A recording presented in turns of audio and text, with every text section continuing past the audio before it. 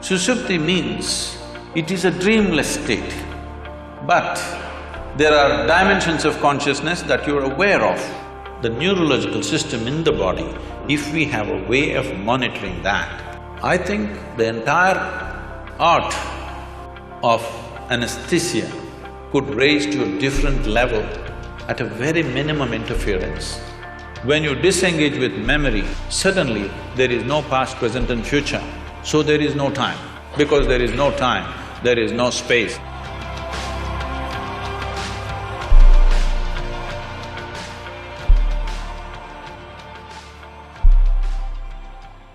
So I'll tell you why this started. 2 years ago, we were in a conversation with Sadhguru, and I asked him, we all know that anesthesia works, but we really don't know how it works, and can you shed some light on it? And he talked to me briefly, and then he said a statement which is, anesthesia, correct me if I'm wrong, Sadhguru, because sometimes I might be wrong, if I'm quoting you specifically, anesthesia cannot touch consciousness, it can only take away memory. I was blown away by that answer because that's not the way we think consciousness of. And maybe I thought, several days I've had sleepless nights thinking about maybe it's time for us to redefine the term consciousness itself. And having gone through several programs with him, I think I got some glimpses here and there to know that there's much more than what we know of. That's how this started. And so Emery, you are the one who has been doing a lot of work in this area, so you can probably start off telling me what we know now of how anesthesia actually causes loss of consciousness. Okay, so I'll start. And so again, it's a pleasure to share the stage with Sadhguru and with Nico. So, you know, how does anesthesia work? Actually, how many people here had anesthesia? Oh. Great topic, right? Yeah, right. A lot of clients out there. Exactly, right. All right, fantastic. So what happened to you? You know, some people say we turn the brain off, or we make you unconscious, we put you in a coma. But I think so we've tried to really understand what's happened. And we've done this by doing a number of studies in humans as well as in animals. And so I'll just give you the quick back of the envelope way to think about it. When you take the anesthesia drugs, or when they're given to you by the anesthesiologist, the brain isn't turned off. You know, it's not like all of a sudden a switch flips. If you look at what happens to the brain, it's actually in a highly dynamic state. It's really, the actual circuits in the brain are oscillating. They're creating waves. And to give you some sense of this, if you look at my hands like this, and they're oscillating now, this is the way your brain is in a normal state of, forgive me, consciousness, right? All right? All right? As I understand it in my little limited way, all right? All right? But then what happens is the drugs take over the circuits, and now the circuits oscillate like this. And as long as you keep the drugs there, they're doing that. Now, what does that mean? It means that if this brain area was communicating with that brain area so that you could be conscious, it can no longer do that. When you turn the drugs off, the brain returns. As long as you keep the drugs on it, it does this. It creates these oscillations. It's very much like this YouTube video, which I'm sure some of you have seen, where you have a bridge in Tacoma, Washington. I don't know if you've seen this, the bridge in Tacoma, Washington. And all of a sudden, you know, it starts to oscillate in a perfect sine wave, just like this. And no traffic can go across the bridge. It's the same thing that happens under anesthesia. And what happens is that these oscillations, because they're so strong, they take over the brain, they're not natural. And you remember one of the things that Bala mentioned was that after anesthesia, our brains often don't work the way they did beforehand. So now you can see if you've been in a state like this for 4 hours, 6 hours, 8 hours, and, you know, look, I got my AARP card about 12 years ago myself, so I'm in that category too, right? You know, you can understand why your brain may not work, right? So, and basically that's it. And what's good about that, what's good about what I'm telling you is that we as anesthesiologists can see this state. We can see it on the EEG of patients in the operating room. and we can use it to change the way we deliver our drugs. That's the practical implication of this. And then the other practical implication of it is that as we take anesthesia seriously, in other words, don't say, oh, we just give you drugs and you go away and you come back. As we take it seriously and study it, then we can start interacting with our neurology colleagues and make links between problems that they're working on. We can actually begin to have conversations with, distinguished individuals like Sadhguru, who can help us understand what is it we're actually doing on a deeper level. But if we haven't taken what we do seriously in terms of what's happening in the brain, we're not in that position. And that's where I'd like to think that we're trying to move the research now to, in other words, use anesthesia, the study of anesthesia, to help us connect with some of these deeper ideas about the brain, the mind, and also consciousness. Emery, do you have any thoughts on that? Do you have any thoughts on how we are doing? How we're connecting anesthesia to the... So what we work on as neurologists, or what I work on, is very related and very, very connected in that we're trying to understand how patients who lose consciousness because they've had a structural brain injury or a cardiac arrest or some other kind of problem can reestablish the process of a conscious state in a brain that's been injured, and what are the rules of the recovery, and what are the ways in which it can happen, and what are the limitations, and how do people get stuck along the way, and could we help them? And it turns out that there's a lot of variation. Sadhguru. Namaskaram. Dr. Brown and Dr. Schiff, highly accomplished doctors in their areas of proficiency, but I'm completely unschooled. So, because for me, the only way I know anything I know is from my own experience. So my language and my expression could be a bit abrasive, or if it seems abrasive, please pardon me because I'm nearly illiterate. So, first of all, the nature of the language that we are speaking, I'm talking about the English language. This language is very good for describing and defining external things, but is very limited when it comes to internal dimensions of many aspects of who we are. So, if we have to use yogic terminology for this, what you're referring to as consciousness is considered as jaagrithi, that means wakefulness. We do not consider wakefulness as consciousness. Wakefulness is the state of the body, wakefulness is the state of the mind, wakefulness is the state of the bioenergies within us, but that's not consciousness. What you're seeing as physical body, well, one thing I would like to clarify is, we do not look as brain as a very significant aspect, because we see intelligence is right across the system. Generally, in most people's understanding, I believe, a combination of memory and intelligence is considered as mind.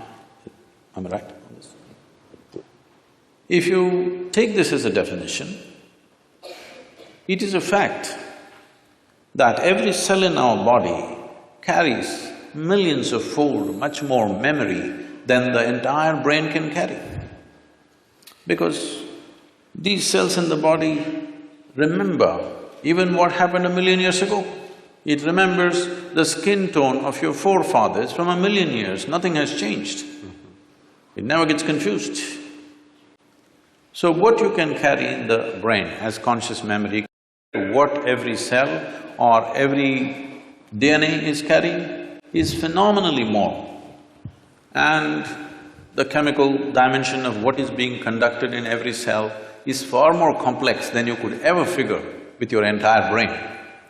So both in terms of intelligence and memory, the spread is much more.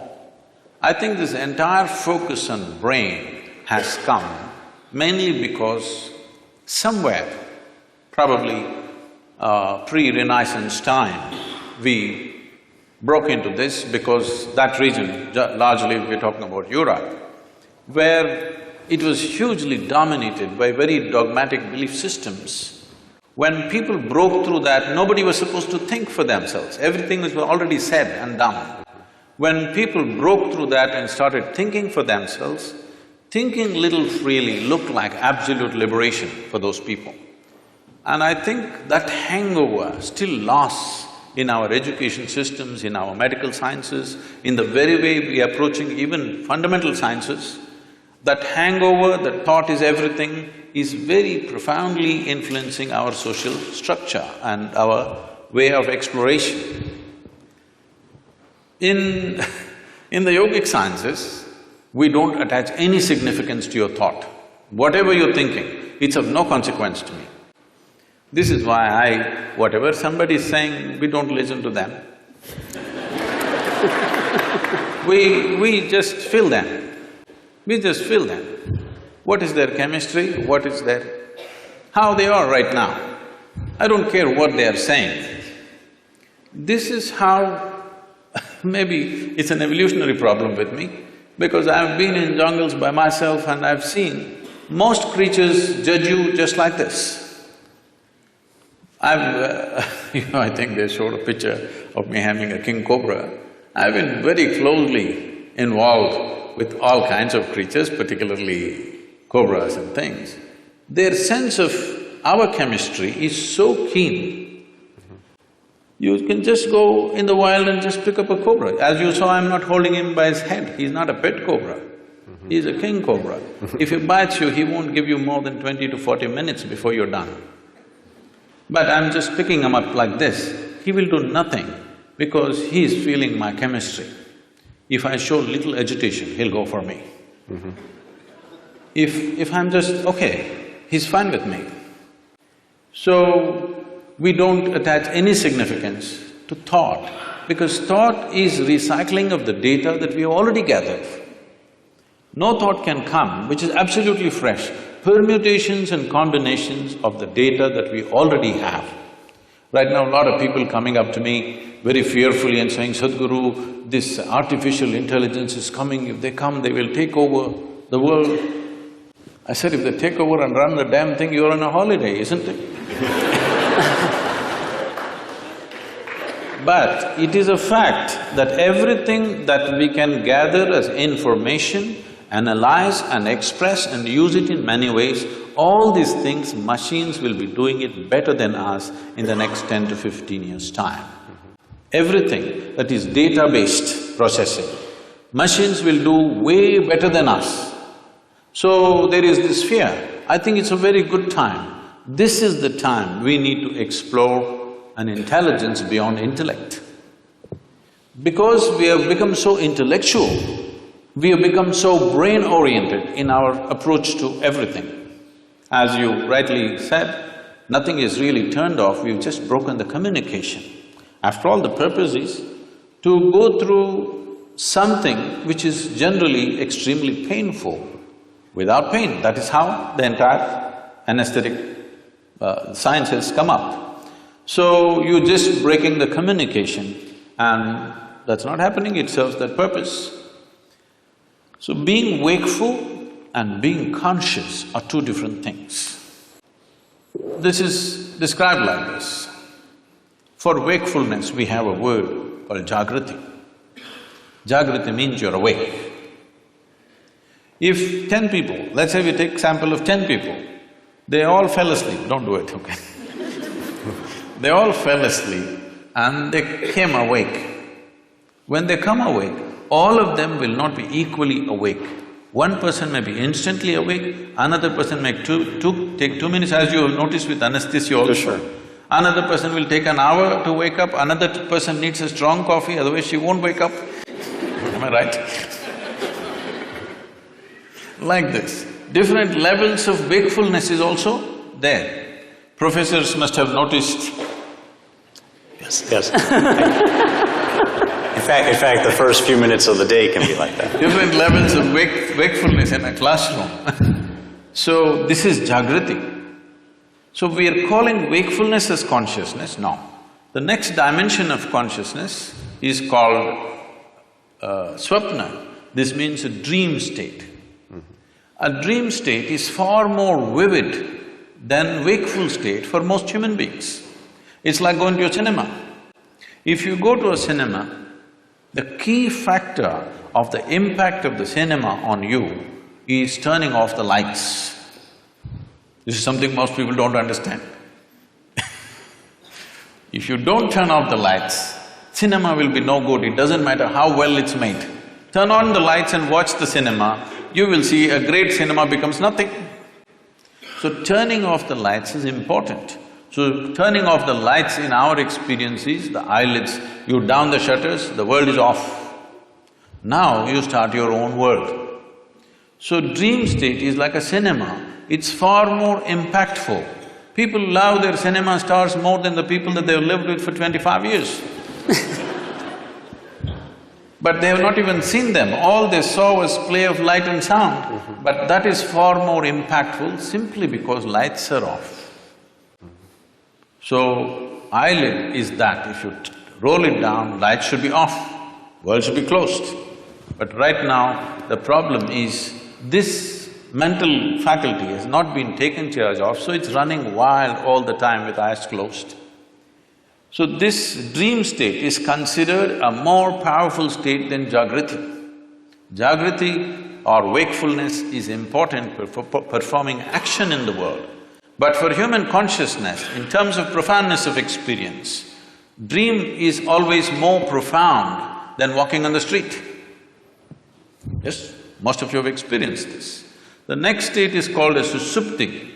Susupti means it is a dreamless state. But there are dimensions of consciousness that you're aware of. It's a totally dreamless sleep state, but you're aware. There is no picturization, there is no video running in your mind, there are no pictures, there are no people, there are no words, but you're conscious in your sleep. This is a very powerful state. If you really want to manifest something in your life, this is something to be explored. And the next one is called as turya. This is consciousness, where there is no memory involved of any kind. Essentially in the yogic sciences, we are looking at consciousness as an intelligence beyond memory. If there is memory, memory is considered a boundary in the sense, this is one person, this is another person, simply because this embodies one kind of memory and that embodies another kind of memory. This has become one kind of person, this has become another kind of person. Essentially, it is in the memory. Memory does not mean just what I remember and you remember. Genetic memory is there, evolutionary memory is there, elemental memory is there, atomic memory is there, karmic memory is there. Inarticulate and articulate memories are there, but generally we are thinking memory means consciously what we can remember. But today, if we eat dog food, we'll not become dogs.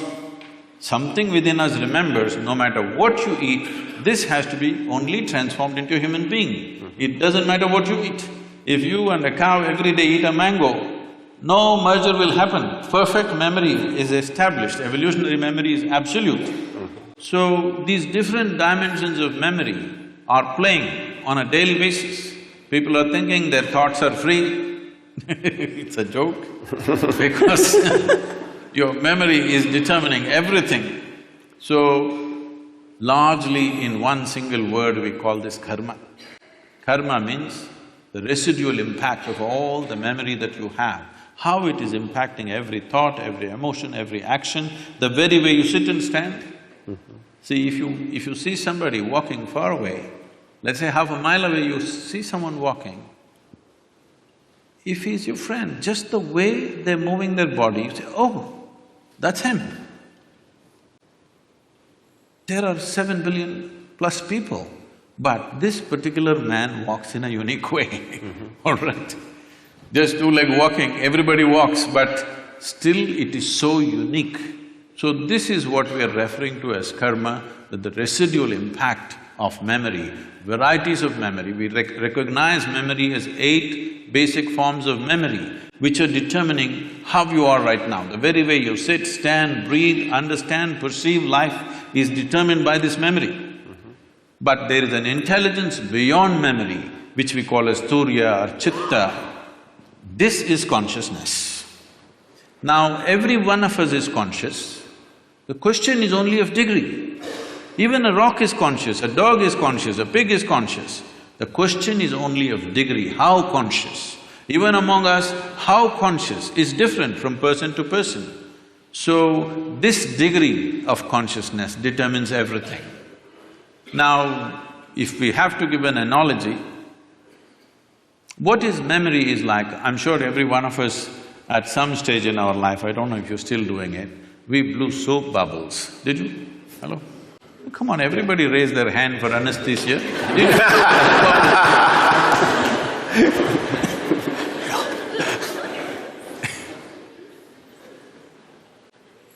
So, when you blow a soap bubble, the soap part of it, which is very little, just a tiny drop, the large part of it is air that it captures.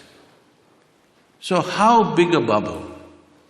When you were children, who can blow the biggest bubble was a big deal. And it's a certain amount of technique. Yeah, how you do it. Somebody blew this big bubble, somebody got only this much. So how big a bubble? This bubble is like this. The kind of soap and how it gathers is your memory. It forms it gives it a form. But when the memory bursts, there is no such thing as your air and my air. There is no such thing as your consciousness and my consciousness. There is something called as your body and my body. There is something called as your memory and my memory. There is something called as your intellect and my intellect. But there is nothing called as your consciousness and my consciousness.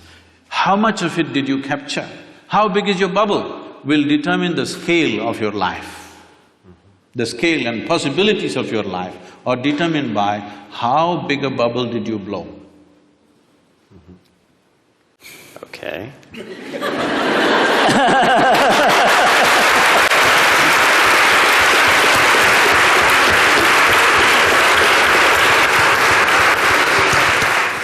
Well, let me pose you a question, Sadhguru.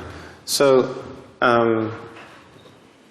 we can perhaps work as individuals to, now that I know I take away wakefulness and not consciousness, right? To move towards consciousness. And that's an individual's decision to maybe train in this particular way. So, is there some way that we can harness these insights like you have, harness this understanding, and use it as anesthesiologists to take care of patients? Because if we can reduce it to, or if we can adapt it, I should say reduce, if we can adapt it in that way, that would be very, very helpful, because we would be using the powers in a way that would control, have to use the word, the brain, in a way that would be perhaps more physiologic. I'm not the expert in the subject, but because you're asking me the question, I'll say something. But you're the expert in anesthesiology, is it? Yeah. I'm sorry. in my simple understanding, anesthesia as a process has come into being in this world, or is existing right now, because there is pain. Pain, when it happens to us, is a bad thing. Nobody wants pain. But at the same time, if there was no pain, most people would not even know how to preserve their own body. See, wherever there is no pain, in how many ways they've cut it. Suppose there was no pain in your nose, they would have cut it in various shapes. It's part of the fashion. If there was no pain at all, believe me, they would have pulled out intestines and swing it on the street and go. You have any doubt about that? None whatsoever. So, essentially because there is pain in the body, and pain is a protective mechanism. Because most human beings still don't have the necessary intelligence even to preserve themselves. If there was no pain, even if a bicycle comes, people step back, don't think this is out of civilization. Consequence of pain. Because no pain, even if a truck comes, they would just walk. Yes, they would. So, because of pain, so pain is essentially a protective mechanism for us. Without it, people wouldn't know how to stay alive, how to stay in one piece, they would have cut themselves into pieces. So, but sometimes, as what is called as surgery, is in some way cutting people up. Sure. So it has become a necessity to cut someone. How to cut them? With minimum amount of disturbance to the system. That's the whole effort. So in this effort, as you said, essentially you're disengaging different parts of the brain. I don't know if it's an exact science or it's generally getting disengaged. Whichever way, is it getting effectively disengaged that people go through surgeries without even knowing what happened? When something major was done to them, their ribs were opened up and ribcage was opened up, heart was opened up, brain was opened up, they don't even know what happened. Very innocently, they wake up after a day or so, whatever amount of time. So this is anesthesia. How could we use… See, one dimension, because when we were speaking in the room, when you said, essentially, if I'm wrong, please correct me, you're monitoring the physiological systems of heartbeat, blood pressure and temperature and brainwaves, whatever else, the physiological factors. If… I don't know if it's even a possibility, but if you find a way to monitor the neurological system, ignoring the physiological system completely. See, the concern may be the moment you put somebody on the table and start opening the body, the concern of a doctor or a surgeon may be that you don't want him dead on the table. So you're watching his heartbeat, you're watching his pulse and you're watching his all the other parameters. I understand and appreciate that concern, but instead of… okay, let's leave the physiological monitoring as it is, but if we have a way, I don't know if there is a way in the medical science, if we monitor the neurological system, not just the brain, the neurological system in the body, if we have a way of monitoring that, I think the entire art of anesthesia could raise to a different level at a very minimum interference. It could happen because why I'm saying this is, there is something called as marma in yoga and also in what is called as kalari in South India. It's a certain form of martial art. Marma is a way of killing the pain completely at certain moments when we want to, just by touching certain parts of the body, handling body in a certain way. So essentially what we're doing is, the neurological system, we're shutting it off. And there is no pain at all. We can go ahead and do what we have to do, and only when we release it, the pain will come back. So, using that as a basis, I'm saying, if medical science has a way of monitoring the neurological impulse as it's happening, and if there is some way to introduce anesthetics in whatever form that you use, I don't know all the cocktails that are used, but if it is done properly, probably, I'm just guessing, I'm not an expert on this, probably with 2% or 3% of your medicine, you could still have the same effect on the patient.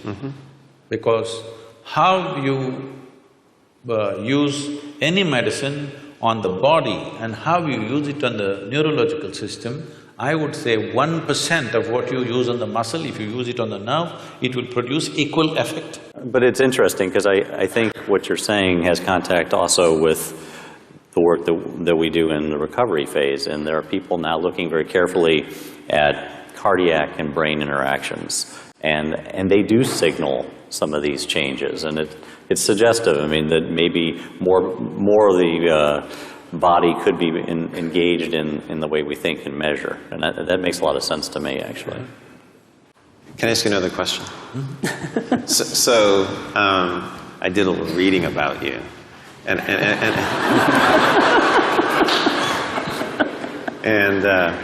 he's not as uneducated as he would have you believe. See, he's actually quite educated. That's pretty clear. And I was curious because I think it was back in 1982 when you had like your first enlightenment experience, I think. And there's a story here. So you mentioned how it seemed like only 10 or 15 minutes had gone by. But what had happened is that you'd been out in this state for like maybe 4 hours or so when you came to and looked at your watch. The analogy is this is what people under anesthesia report all the time. In other words, they have this sense that no time has passed. You were not around that day.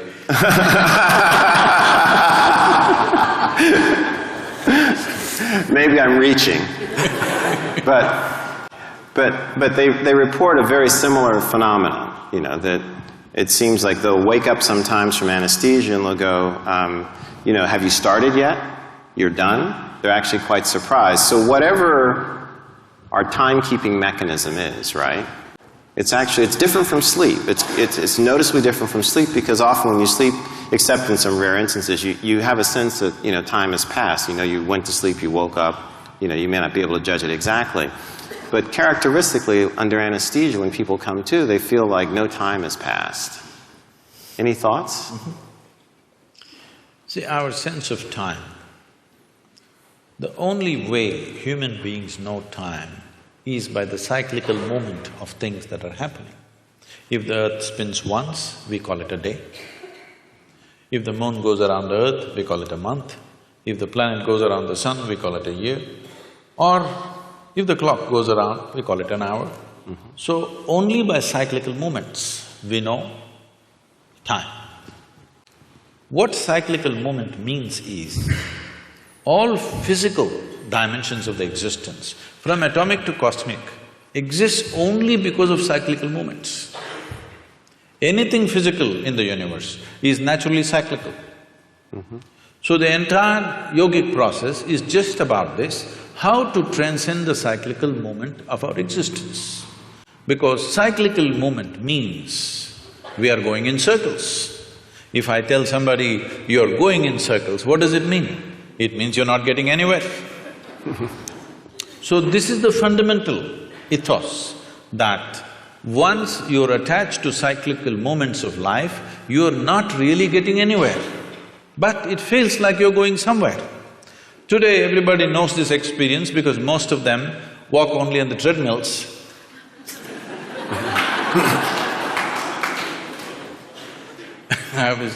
I was in conversation with Ed Bagley, who's an environmentalist, and he said, if somebody from another planet comes here, some aliens come here and see, we drive to the gymnasium and then cycle inside the gymnasium on a stationary bicycle, what will they think? Right. So, cyclical movement signifies physical existence. Mm-hmm. Physical existence, as today fundamental physics is talking about it, forever the yogic sciences have been saying this, it is a minuscule of the larger space. Mm-hmm. It is just some 0.000 some percentage, negligible percentage, all of us together, and the planet and the universe and everything. The physical universe is just way below 1% of the cosmic space.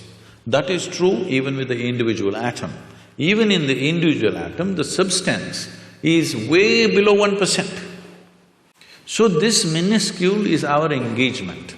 How I see in my experience is, it's only the footprint. We are so engaged with the footprint I have been in the jungles of South India for long periods of time. At one time I was involved in tiger census.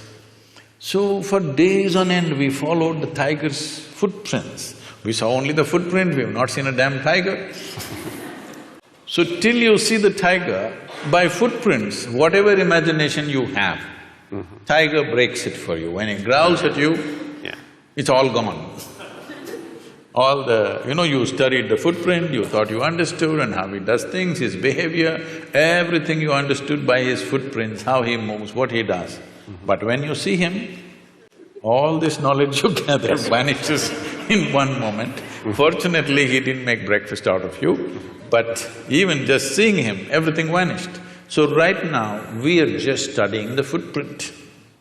Consciousness, the remaining 99 point whatever percentage that is there in the atom, that's there in the cosmos, this is consciousness. An atom has captured a minuscule of consciousness.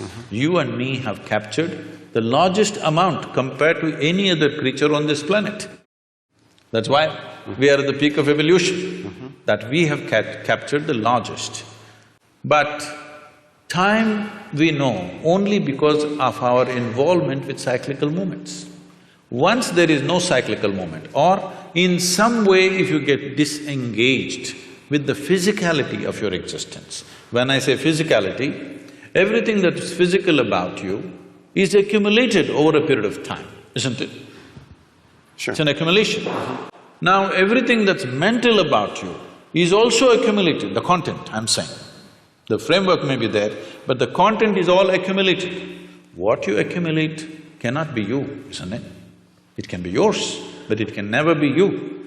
So once there is a little disengagement with the physicality of what you have gathered, suddenly there's no sense of time nor space. What is now is then, what is then is now, what is here is there, what is there is here, everything gets like this. It's very beautifully expressed. The Adi Yogi, the first yogi, over 15,000 years ago, he said this. People, his disciples, squeezing him, asking, what is the nature of this existence? Where does the cosmos begin? Where does it end? He laughs at them and says, I can pack your cosmos into a mustard seed. Wow.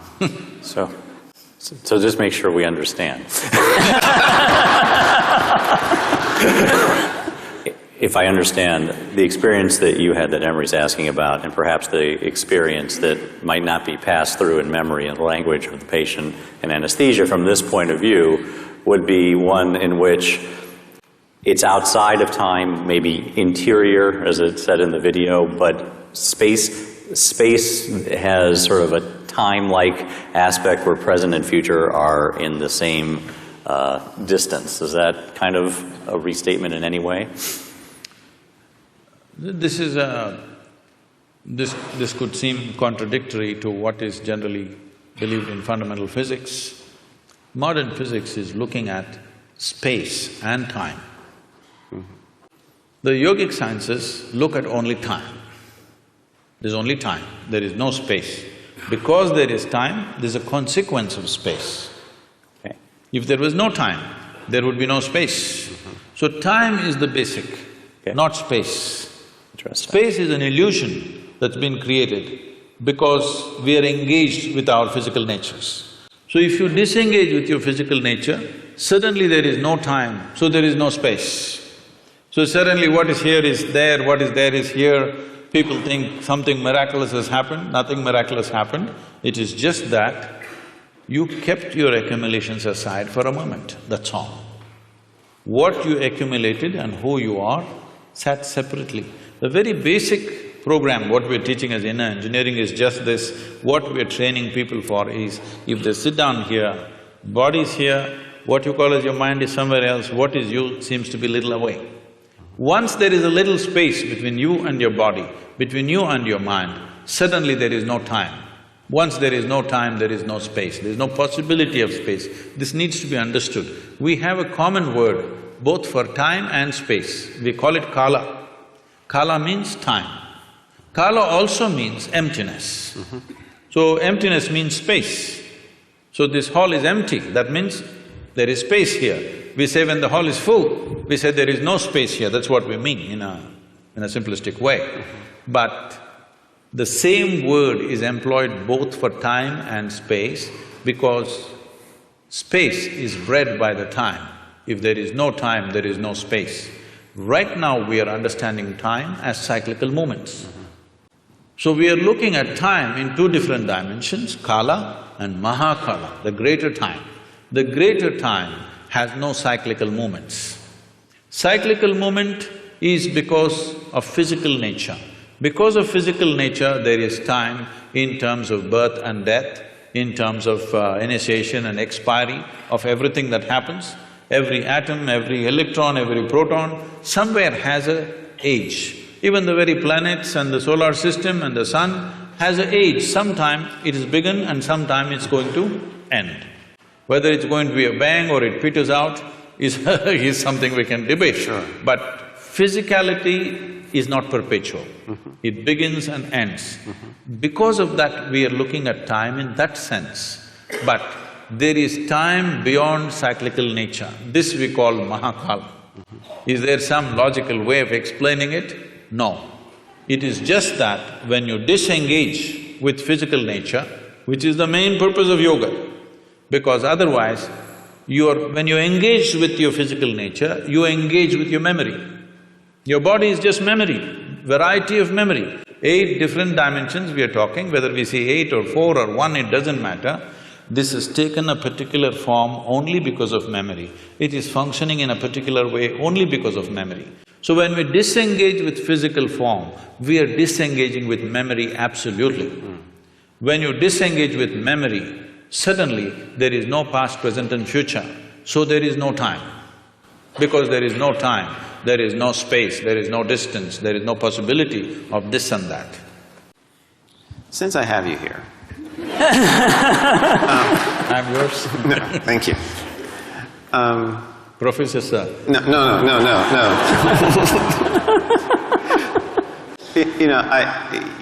The world has a lot of problems, right? And, one of the things that we need to solve, and we were talking about some of this, just as we were sitting down there before the program started. Can I correct that question a little bit, sir? Sure. The world doesn't have too many problems, it has only one problem, human beings. Okay.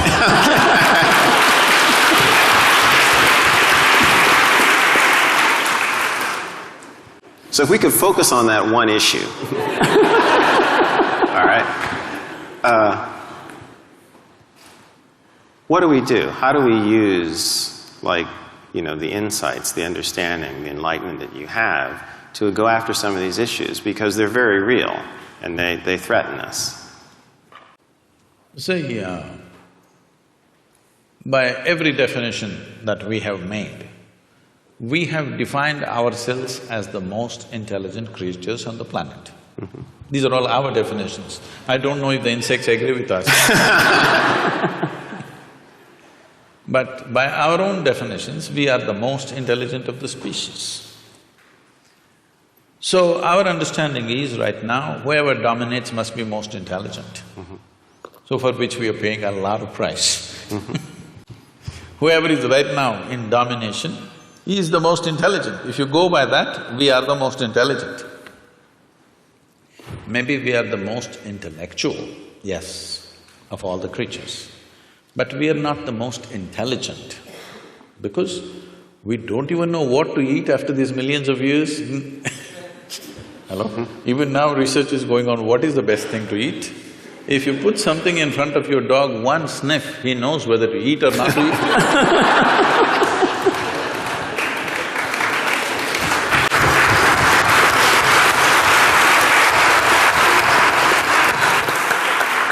So this is mainly because this is a new happening. This cerebral activity is a new happening. We're a bit too excited. Just like, people are all engaged with their smartphones all the time. They're walking like this everywhere. They're not looking at the sunrise, even that they look in the phone screen. They look at the whole cosmos in their phone screen. Because the instrument is new. Next generation may not even look at it, probably. Right now it's new, everybody is engaged with it and they're calling it a smartphone. Generally, someone will refer to someone else as smart when they find that person is smarter than them, right? So, unfortunately for a whole lot of people, the phone is the smartest thing about them. So, this is a new gadget. This… you should know more about these things if you have the right names for this. The brain? No, in the brain, this cerebral development… The cerebral cortex and… Yes. yes. This is a new happening. So we're a little excited about this. This can boom, boom, boom, you know, there's all those figures of blue lights flying all over the place and we're excited about those things. But fundamentally, intelligence always has been, all right? It might have found expression in the form of thought, which gave us the capability of language and many other arts and music and things. It gave us various capabilities, there's no question about that. So only a very few, very small percentage of people used it that way. Rest of the people are using their intellect just to freak the hell out of themselves. You're only handling injuries or you're also handling people going off? I only do neurology. Okay. I'm not board certified in psychiatry, if that's the question. If they're neurotic, you don't deal with them? Not trained for that. Okay. They all come not professionally trained for that. A lot of them come to me. You're lucky. So, this is essentially like you have a new gadget, but you have not read the user's manual. You're doing something with it. Human suffering that you see, human beings are suffering on various levels. As a doctor, you're probably seeing physical suffering in terms of ailments and surgeries and whatever they go through, injuries and stuff. But I'm seeing a different level of suffering. People who have no ailment to complain about, but they suffer deeply. People without any ailment suffer far more than people with ailments. At least if you have an ailment, you have a good excuse. Most people don't have an excuse, simply sitting, standing, they suffer. Everybody has found a reason. Why? Well, somebody is suffering because they are poor, they're suffering their poverty. You make them rich, they'll suffer the taxes. They're not educated, they couldn't get into the school, they will suffer. Get them into the school, you've seen them suffering here. To the best school, they will get in and suffer. They're not married, they suffer, get them married.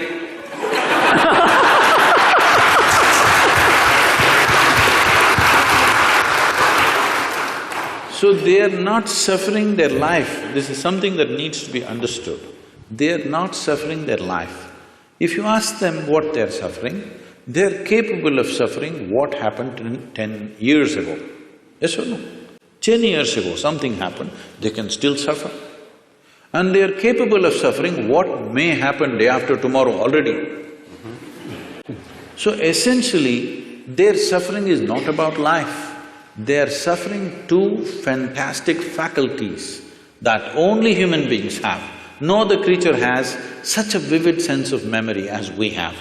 No other creature has the kind of fantastic sense of imagination that we have.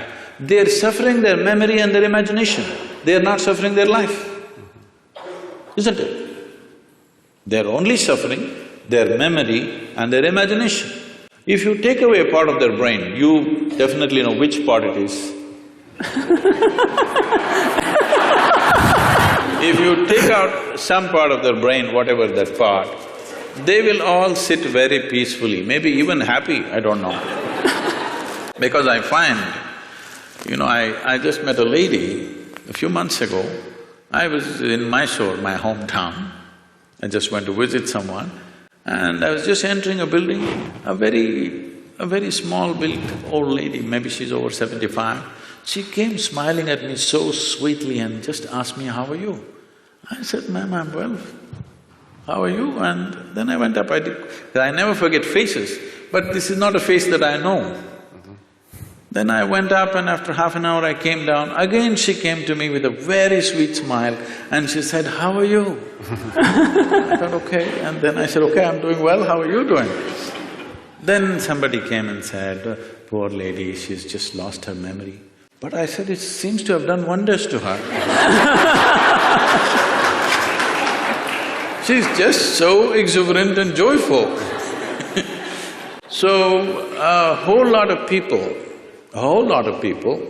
when they lose their faculties, they become better. This is the unfortunate nature of our existence, that our capabilities have become our problems. If our incapability is our problem, that is understandable. But when our capabilities become our problem, we are heading for a disaster. Yes or no? This is a tremendous capability. This cerebral development is a tremendous capability, but now that is what we are suffering. Our fantastic sense of memory and imagination, we are suffering this. And no wonder so many people are losing their memory, because many times in their lives, consciously, unconsciously, they're wishing they could forget something, and they will forget one day. When they forget, suddenly it becomes an ailment, but they were always wishing for it.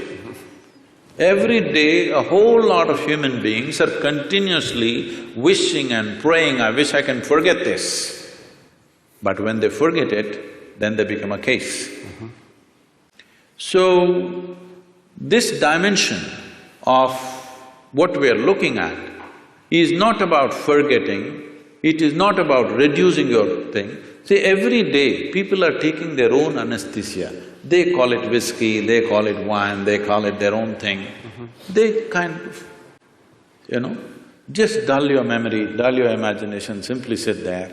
It feels peaceful. Next day morning again, everything is back anyway, unless you have a hangover. But people have found their own ways of anesthesia. For sure. And people are using many things, of course, more advanced developments have happened in that level of anesthesia also in recent times. Right. So, essentially, whether you pray, I want to forget all these things and live happily, or you drank a glass of wine, or you doped yourself, or you're on LSD, or you put them on anesthesia, essentially they're all moving in the same direction. You're doing it for a specific purpose for a limited period of time, but they're trying to do it to their life. And one day, when they lose their memory, in a way, unfortunately, they've succeeded their intent. This is the misfortune. Because people are driving themselves towards that. People are trying to think, today in the world, people think there is something called as sanity and insanity. There's no real line there. It's a line that you manage by yourself, with your own discipline and your own perception. Is there really a line called sanity and insanity? Tell me. Is there? See now, it's like this. What you think is normal, somebody else thinks is crazy. Is it not happening all the time? Older generation thinks younger generation is crazy. Younger generation thinks old people had for sure lost their marbles. Everybody is making these judgments. One culture thinks another culture is crazy. So, it is just a line that we artificially create and manage, because we know if we cross that, we will not be able to control ourselves. Even when people get angry, the term that they use is yours always, I'm getting mad, so they know it. So, they know that they've crossed their line. The line is not same for everybody. What is my line and what is somebody else's line is different places people have drawn their lines. Somebody thinks it's all right, once in a way, at least 3 times a day I shout at somebody, it's okay. If I ever shout at somebody, then I will withdraw probably for many years, because such a thing cannot happen. If it happens, I've lost it.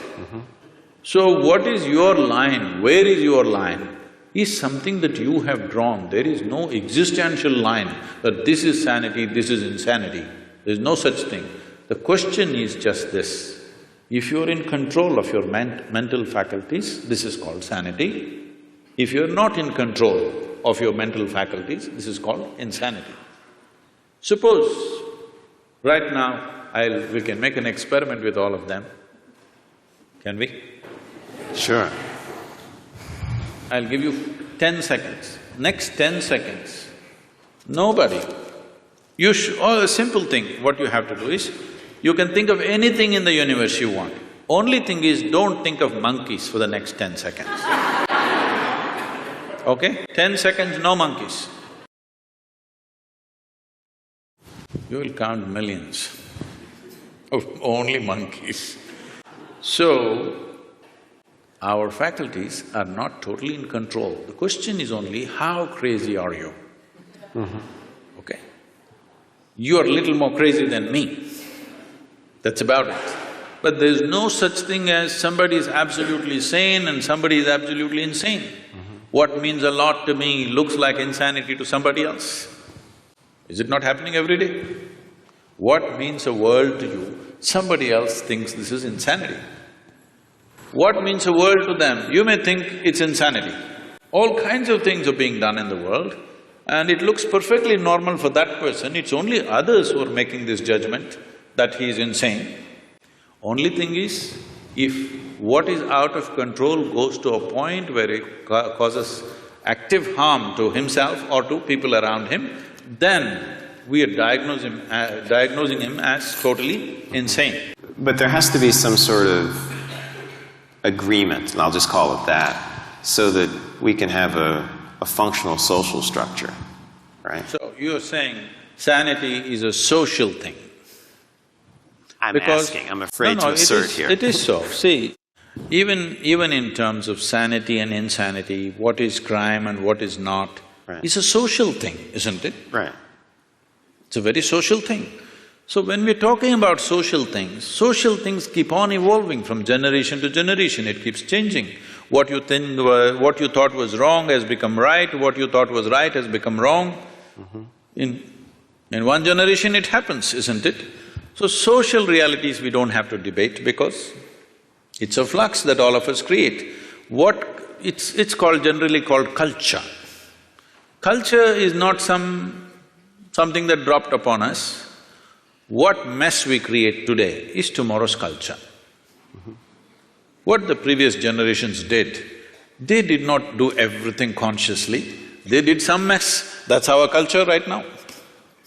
Okay, so if I understand the answer, it's a very hopeful answer. Because no matter how bad things look, they present to us a problem we can solve. Is that in the next generation? Is that sort of the point? You have teenage children or something?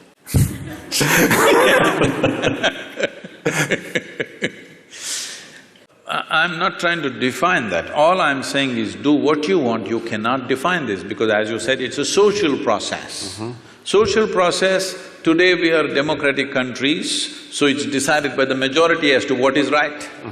What majority decides may not always be a perfect solution, but we have agreed that if the majority says this, we do that, right or wrong. Works or doesn't work, we do just that when the majority says that, at least with certain aspects of life. With certain other aspects, we have retained the authority in some kind of experts. Let's say in anesthesiology, if you say something, maybe that's the right thing. Let's say somebody has come up just today, he passed his medical exam and he's come, if he says, he will be put through 1,000 tests, but if you say it, people will accept it simply because of a certain record and a certain reputation and whatever. But it may not always work. Reputation and records may not always work, but we are looking at largely what works. So these are all social processes. Without going into that, when we talk about anesthesia, when we talk about disengagement, or when we talk about meditativeness, this word meditation in English language has to be cleared because we've been going through that. See, the English word meditation does not say anything specific. I know it's become a popular word, but it doesn't describe anything specific. If someone sits with their eyes closed, in English language we say they're meditating. See, with eyes closed, there are many things to do. You can do japa, tapa, dharana, dhyana, samadhi, shunya, samyama. There are many things. Or you might have just mastered the art of sleeping in vertical postures. No, It happens in the universities, in spiritual programs, in people learn to sleep with their spine erect. So, meditation doesn't say anything specific. Somebody is focusing on something and they think they're meditating, somebody is uttering a mantra and they think they're meditating, somebody is thinking about something and they're saying they're meditating about something. Essentially, if we translate meditation as dhyana, which is what generally, at least in India, what people believe, when we say the word meditation, people expect that you are speaking about what is called as dhyan or dhyana or dhyanam, depending upon how far south you are. If you're up in the north, it is dhyan. If you come down, it becomes dhyana. If you come to Tamil Nadu, everything becomes dhyanam. So the same word went to China and became Chan, and somewhere else it became Zen. The same word. We're expecting when you say meditation, you're talking about dhyana. If that is so, what dhyana means is, if you sit here, there is a clear space between what is you and what is not you. In the sense, what is you and what you accumulated. Body you accumulated, content of the mind you accumulated. If there is a little separation between these two, if you can maintain that awareness, now we say you're in dhyana. So this is meditativeness. This is not something that you can ever do. If you create the right conditions, this will happen as a consequence. It is like flowers in a plant. If you go sit in your garden and do flower meditation, flowers are not going to come. If you want flowers, you need to handle the soil, manure, water, sunlight. If you do these right things, flowers will happen. Well, the soil doesn't look like a flower, manure doesn't smell like a flower, water or sunlight doesn't feel like a flower, but only if you do those things right, this will happen. If you're… right now, this whole thing has become convoluted because we have become such a goal-oriented society. That means we are interested in the consequence, we are not interested in the process.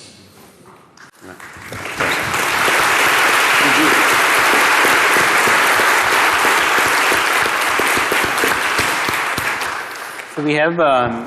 we'll move on to the question answers for the audience and also the researchers here. We began this conversation with a discussion of levels of consciousness of… maybe I'm taking us down to a lower level that befits my character. But I'm wondering, one of the things Dr. Schiff you asked is, as people are recovering from certain kinds of processes, maybe they're entering different states of consciousness that science has not yet, learned about.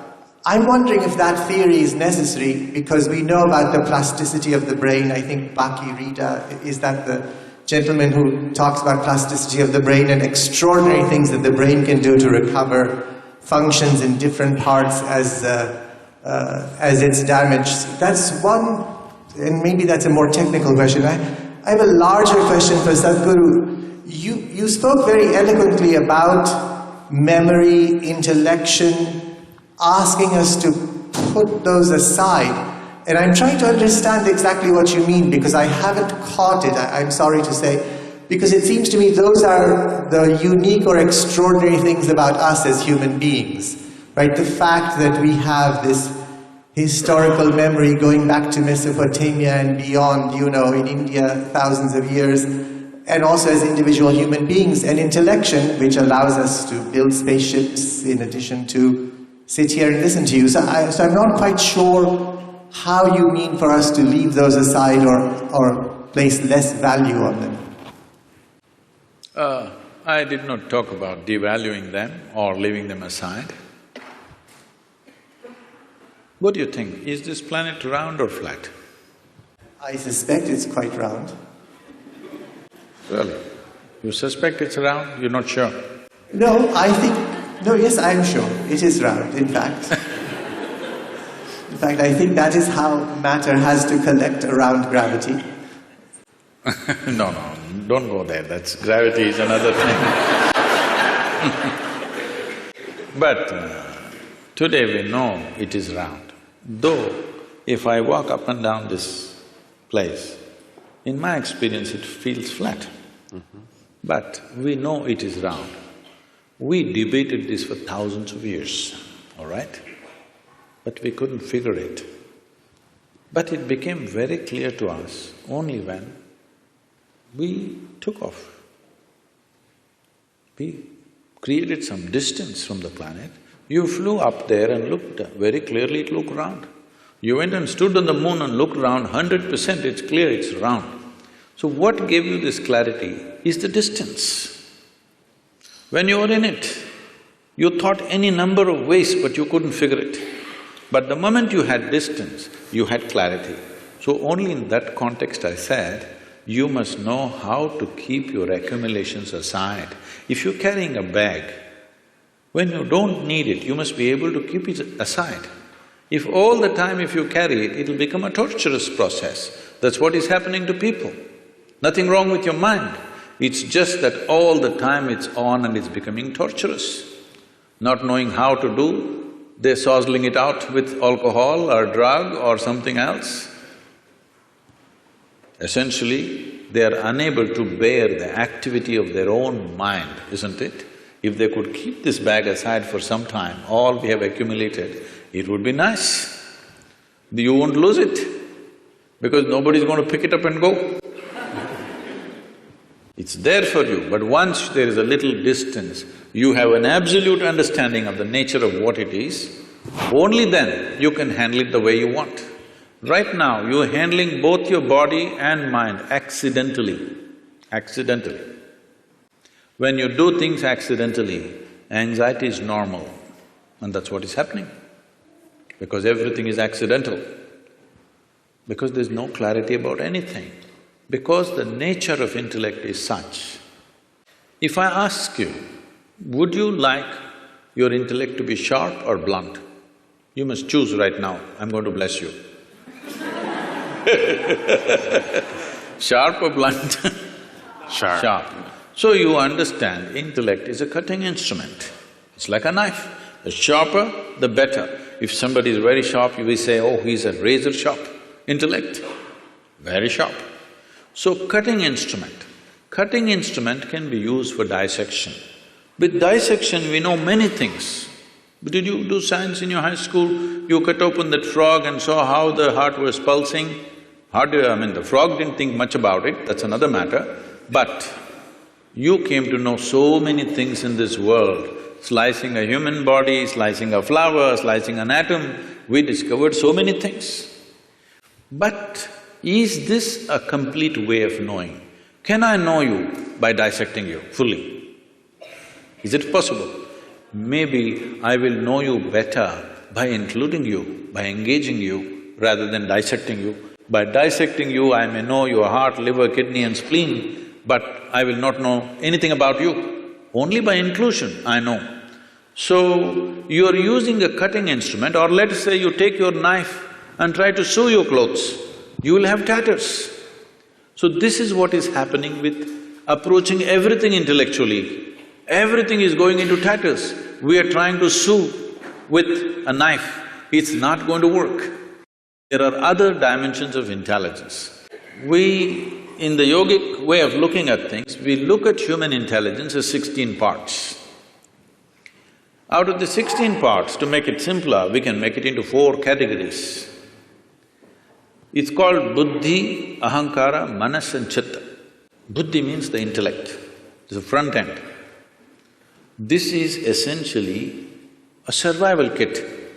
Without your discriminatory intellect, you wouldn't be able to survive on this planet. You have to discriminate. Now here a deer came and here an elephant came, you should know which way to go, otherwise you wouldn't survive. Discrimination is constantly on, which is keeping you alive right now. Otherwise you wouldn't know whether to walk into the… whether to walk on the sidewalk or in the middle of the road, you wouldn't know. So there is a discriminatory process which is keeping you alive. It's a survival instrument. Without it, you cannot function. How does this survival instrument function? What is its nature? We will not go too much into that because they're timekeepers. But it is something that everybody knows. The next dimension is called ahankara. Ahankara means identity. What kind of identity you fix That is how your intellect will work. Right now you sit here and say, I'm an American. This thinks and acts like an American all the time. Or I say, I'm an Indian. It thinks and acts like an Indian. In India, there's a classic thing happening in our own generation. It was all one nation. Somebody drew a line and said, this is India, this is Pakistan. Suddenly, some line that somebody drew and nobody knows where exactly the damn line is, still the dispute is going on. All right? But suddenly, if you're on this side, you have one kind of emotion and thought, if you're on that side, you have a completely different emotion and thought. Just a piece of cloth, I mean a flag, if you look at it, tears will come to you. People are willing to live for it and die for it, all right? So that is how it is, identity. The moment you identify with something, your intellect serves that identity, always. If you say, I'm a man, it always functions as a man. If you say, I'm a woman, it functions that way. If I say I'm this or that or whatever, race, religion, nationality, anything, the moment you identify with something, your intellect is striving only to protect that identity and support that. That's how your intellect is functioning. In modern societies, we've done nothing about this. People are getting identified with football clubs. They're nations by themselves. Yes? Oh, yeah. Football club is a nation by itself. People are willing to fight for it and die for it. Because we have not cultured an identity. When a culturing an identity means, in India there was a system, now unfortunately it's largely gone, though still some part of India still has this. First thing before we start education, it's called Vidyarambham. Before you start education, the first thing is, you must take an universal identity, cosmic identity. Only then education is given to you, because education is empowerment. You should never empower a limited identity. If you empower a limited identity, violence is a natural consequence of that.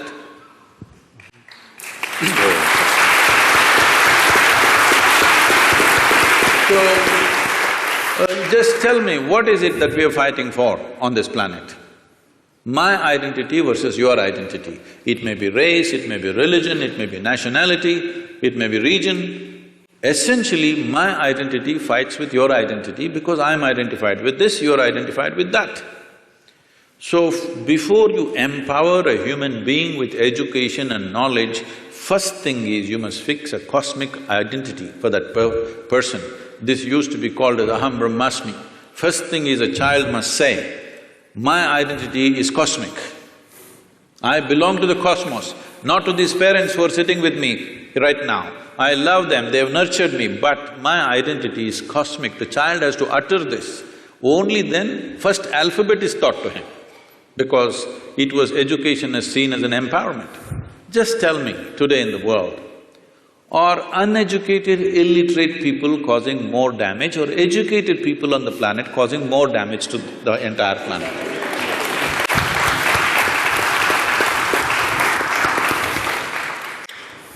So, it is just unfortunately, empowerment is happening without fixing the identity. With my limited identity, if I study all kinds of nuclear science, what am I going to do? I'm going to bomb you, that's all I'm going to do to you. What else will I do to you? That's all I will do to you because this is my identity. You stand against me, suddenly I have to do something about that. So whatever capability I have, I'm going to use it. That's what is happening. So identities have not at all been worked at, that's a big problem. But intellect functions according to your identity. If you have to continue the analogy, intellect is like a knife. Is a knife, suppose we don't give a knife to a child's hand. Why? Knife is not dangerous. Child's hand is not steady, that is the problem, isn't it? You are in the surgery rooms all the time. Tell me on this planet, are knives taking more lives or making more lives? Hello? Really, it's taking more lives? Are you a surgeon? It is making more lives, both in the kitchen and the surgery table, it's making many lives. Here and there in an irresponsible hand, it's taking a life, isn't it? Sure. Knife is not dangerous, it is the hand, it is the identity which makes the knife dangerous. If there is no knife, just with the hand we will kill. Yes or no? Sure. So the third dimension of intelligence is called as manas. This manas is the silo of memory, which we were talking about, 8 different dimensions of memory: elemental memory, atomic memory, evolutionary memory, genetic memory, karmic memory, inarticulate memory, articulate memory and conscious memory. 8 dimensions of memory, everything that's happened from the beginning of creation here on this planet, from amoeba to now, everything, the memory of it is there in the body in some form, and every day you're using this memory in an unconscious way. You're using this memory, otherwise if you forget one day, suddenly you may start going like a reptile. No, it remembers the entire evolutionary process, and do not underestimate this. Now that you also said the planet is round, a simple thing with 2 legs, to walk on a damn round planet which is spinning, it's not an easy thing. Do you know how much is involved? The physics of it is very, very super complex. Those of you who are on binges of alcohol, you understand how difficult it is to walk on a round planet. Or if you have a vertigo or something, then you understand. Because it's a very, very complex process to walk on a round planet which is spinning. But we are doing it effortlessly because of this evolution. It's not a simple thing. Moving from 4 legs to 2 legs is not a small development. A whole lot of neurological development has happened. Only because of that we are able to walk on 2 legs. So now this memory is acting all the time, and the access point is the identity. How you are identified, that is how you choose the memory. Whatever kind of memory, both of us may have same kind of memory, but if I am identified one way and he is identified another way, we will choose memory differently, organize memory differently and act differently. For the same education, aren't people going different ways? In the same house, 2 children are born, same genetics, same food, same school, are they not going in like this? Because depends on what kind of identity one has chosen. This disciplining or limitless… setting a limitless identity, not a small limited identity, must happen at an early age. If this doesn't happen, our intelligence will work against us. That's what is happening in the world today. The 4th dimension of intelligence is called chitta. This is unsullied by memory. This is an intelligence unsullied by memory. There is not an iota of memory in this. This is what normally in English language is passing off as consciousness. So, where there is no memory, there can be no boundary. Memory is the basis of boundary. This is me and that is you, this is my memory versus your memory. This is me and this is a table, this is only by memory. If there is no memory, there is no boundary. So going beyond those states of memory is necessary for every human being, whatever capabilities you have right now. Because of our explorations, our knowledge, our science, our technologies, well, this is what is eating up the very basis of our life also, isn't it so? The planet is going away. We have no solution for that, but we're going on simply because we have explored bits and pieces without grasping the entire dimension of what it is. Consciousness means that you went beyond the boundaries of your memory and grasped life as it is. Now it doesn't matter how much knowledge you have, you will do what is needed and nothing more than what is needed, and that's what needs to happen in the world.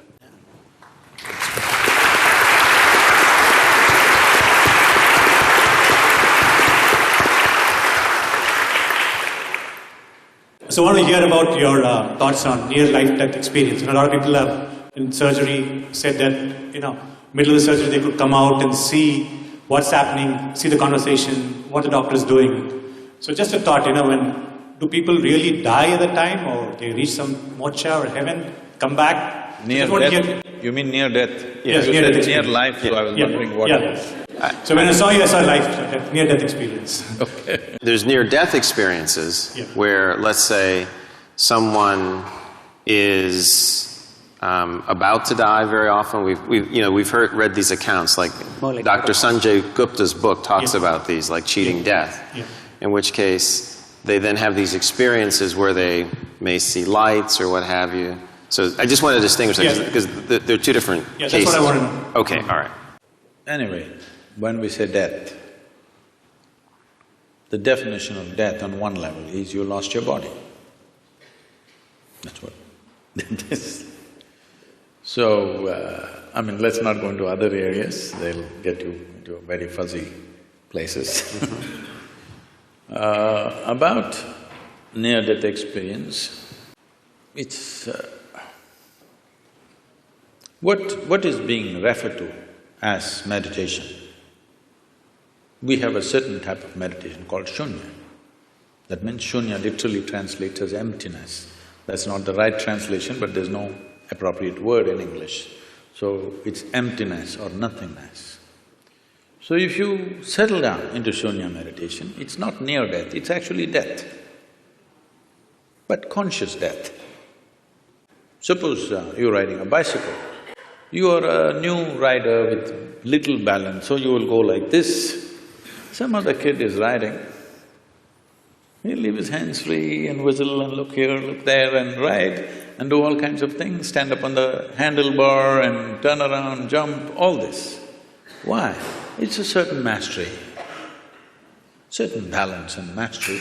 Now, you can jump off the cycle and again jump back and do all these things. Similarly with your body, if you have a certain amount of mastery, you can jump off and jump back quite effortlessly. Now it is happening accidentally because of some medication, or for many people during 60s, 70s, the LSD time, there were a whole lot of people talking about this thing, sir, it's your time. It was your time. Oh, okay. Metaphorically. So, a whole lot of people talking about this, and it really happened to them. It's not that they were imagining things, it actually happened to many of them. But it was also because it was hallucinatory. Nobody knows whether it's this or that. There's no way to for sure say it actually happened to them or not. But I've met many people of those times who genuinely experienced things with which their lives got transformed in many different ways. In a crazy way, but suddenly everything about them changed simply because somewhere they perceived this… you can yo-yo this body a little bit if you wish, it's not a permanent thing. Just that little awareness changed the way they perceive life and they behave and they do things in their life. So this near-death, I'm not really looked at any of the thing, but some people have told me, some popular books, they were saying they see angels and there's a tunnel going. See, one thing is, you must understand, when somebody is going on the surgery table, the doctors may be confident, the patient always fears that he may die. Hello? Doctors may be confident, they know the case, they know what they're doing, 99% of the time they're confident what they're doing. But the patient, once he closes his eyes and hands over his life to somebody, he always fears what will happen. So every small thing he thinks is death. It happens to people, if you put a gun to somebody's head and just shoot and miss them or it's a blank, they almost died. Near-death experience, they'll blank out for some time and then they come back. They really think they went away and they came back. And they saw the scene also from the top, because that's because of the Hollywood. So, human mind is capable of creating many dimensions of experiences. It need not be construed as death, it's life. First of all, anyway, I'm coming out with a book on death, an inside story. I'm doing this for 6.5 years, it's not complete yet. Okay. Hope in the next year or so I will come out with this. Why I'm saying this is, in reality, there is no such thing as death. It's life, life and life alone, moving from one dimension to another, another dimension to another. So if I lose one dimension, it looks like that is dead. Right now, it is a medical fact that they say approximately every fortnight, you're losing 7 kilograms of your existing body and something new has come in 1 fortnight. Whatever your weight, you must just calculate in how many fortnights you're completely lost. Everything that you have in your body is being lost continuously and something else is coming in. But you don't experience as that every meal and every day you empty your bowels, you must experience it as near death. But that doesn't happen to you. But this happens to you because there is some disengagement in your experience, first particularly because of anesthetic impact. The disengagement with various faculties that you're normally used to suddenly makes you feel you're dead. Nobody died. It's a completely wrong perception. Yes, every moment of your life, if you are willing, if you are not entangled with situations and your own thoughts and emotions, there are many things you can perceive right here. Right here, sitting here, you can look at your life from there, okay? This is not near death, this is life. But because, as I said, loss of faculties works out well for a lot of people, unfortunately. It's not a good thing. This happened. A man met a close friend of his that he knew very well when they were in the university together, after 25 years break. So he invited home for dinner, he went, and being an Indian household, the wife was serving and these two men were eating. And every time he wanted to ask for something from his wife, he said, my honey, my sweetie pie, my boo-boo-boo, my koko-koo, my bulbul, and whatever else, your Tamil, so my tangam and my chuchu, all those things. So after the dinner was over, the friend was leaving and he said, you are having an amazing life, aren't you? I'm married with my wife for 15 years, we can't even look at each other's face. The way, the endearments you're showering upon your wife is truly fantastic. I said, what are you talking about? He said, you called her bulbul, you called her tangam, you called her this. I said, oh man, I forgot her name 7 years ago.